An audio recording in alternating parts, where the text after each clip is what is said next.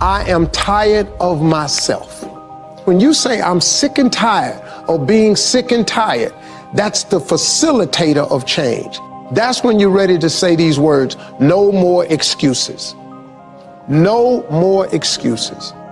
I've never met a person who was not successful that didn't have a great amount of self-discipline within their life. Self-discipline and being able to perform and being able to keep your life on schedule and being able to keep commitments and promises and meet deadlines is essential to success.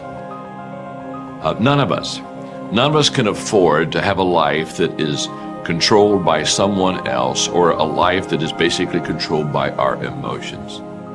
I learned many years ago that there are two kinds of people. There's the type of person who says, I'm going to wait till I feel like it before I do it. And then there's a person who says, I've got to do it so that I feel like it.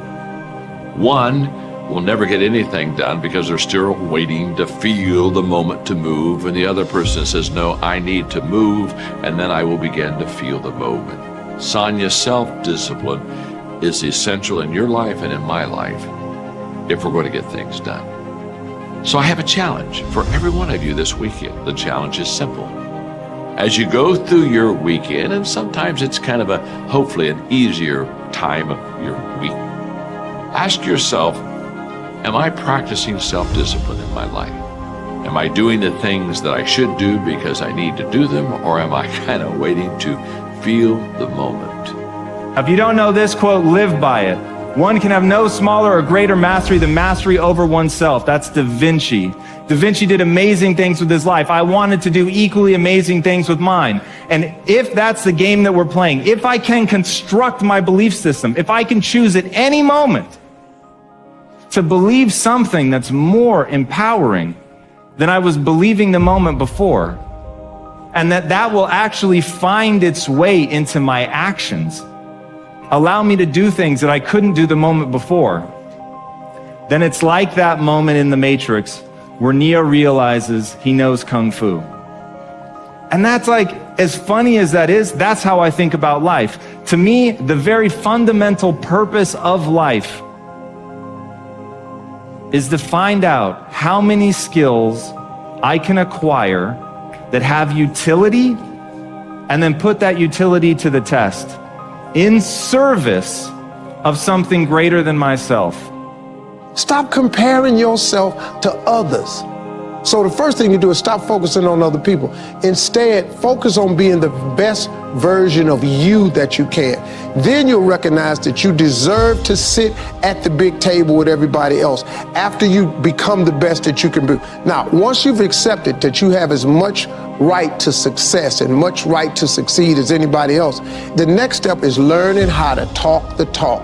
You have to get fluent in the language of success so you speak it with ease. Surround yourself with people who've accomplished their dreams and immerse yourself in the culture of achievement. The ideal situation for a man or woman to die is to have family members praying with them as they cross over.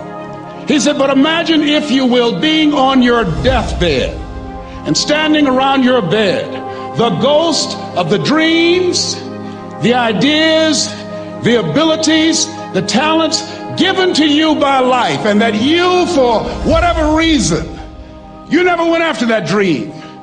You never acted on those ideas. You never used those talents. You never used those gifts. And there they are standing around your bed looking at you with large angry eyes saying, we came to you and only you could have given us life.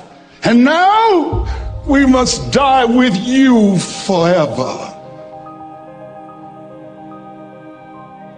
And the question is, if you died today, what dreams, what ideas, what talents, what books, what music, what leadership, what voice will die with you?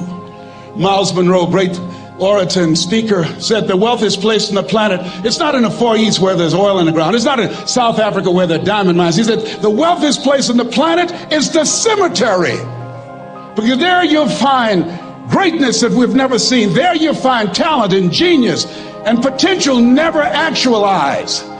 Perhaps that's why Henry David Thoreau wrote the words, "Oh God, to reach the point of death, only to realize that you've never lived."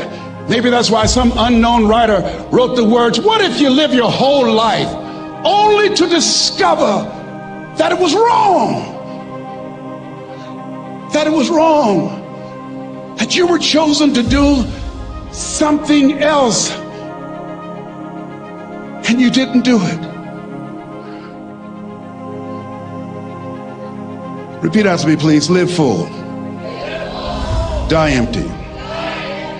I want you to take some notes and some things, and I want you to think about your goals and dreams in the three categories that I mentioned: personal, professional, and your social contribution. How many of you are serious about your goals and dreams? Raise your hands, please. Thank you very much. How many of you don't want to take your dreams to your grave with you? Raise your hands, please. Very good. Shake someone's hand on your right and left. Look them in the eyes and say, "Get out of your head and step into your greatness." Do that right now, please. Say, "Get out of your head and step into your greatness." I want you to write this down. Let us say together, as you think about your goals and dreams, let us say together, "It's possible." Together, please. Yes, write that down.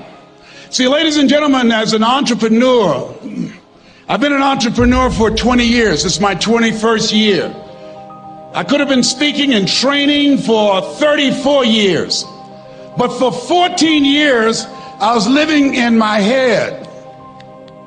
For 14 years, I stopped myself. For 14 years, I used to go see Zig Ziglar, that I considered the #1 motivational speaker on the planet. Zig Ziglar and Tony Robbins, they're the best on the planet. Bob Proctor, they're the best on the planet. Jack Canfield, Mark Victor Hansen, T. Harv Eker. I would go and see them, and then I would leave, and my conversation with myself was, my heart would say, "I can do that." And then my mind would ask, how? How would you do that, Les Brown? See, when I was in the 5th grade, I was identified as EMR, labeled educable mentally retarded, put back from the 5th grade to the 4th grade. I failed again when I was in the 8th grade. I have no college training. And a man changed my life, and I'll never forget his name, Mr. Leroy Washington. He's in his 80s now, and he's blind from glaucoma, but he gave me a different vision of myself. I was in his class waiting on another student. He came in and said, "Young man, go to the board and work this problem out for me." I said, "Oh, sir, I can't do that." I said, "Why not?" I said, I'm not one of your students." He said, "Look at me." "Yes, sir. Go to the board and work the problem out anyhow." I said, "Sir, I can't do that." He said, "Why?" I said, "Sir, because I'm educable mentally retarded, sir. I'm in special education." And the students started laughing. They said, "That's Leslie. That's not Wesley. He's DT. Wesley is the smart twin." He said, "What does DT stand for?" I said, I'm the dumb twin, sir." And as the students laughed at me, he came from behind his desk, he looked at me and he said, "Don't you ever say that again. Someone's opinion of you does not have to become your reality."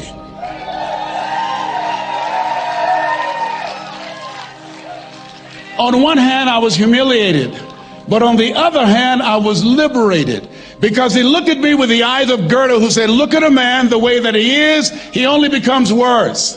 But look at him as if he were what he could be, then he becomes what he should be." And so we developed a relationship. And one of the things that I can just tell you as you think about your goals and dreams, all of us can say in a spirit of integrity that it's possible. That if anybody at any point in time lived their dream, then it's possible that I can live mine.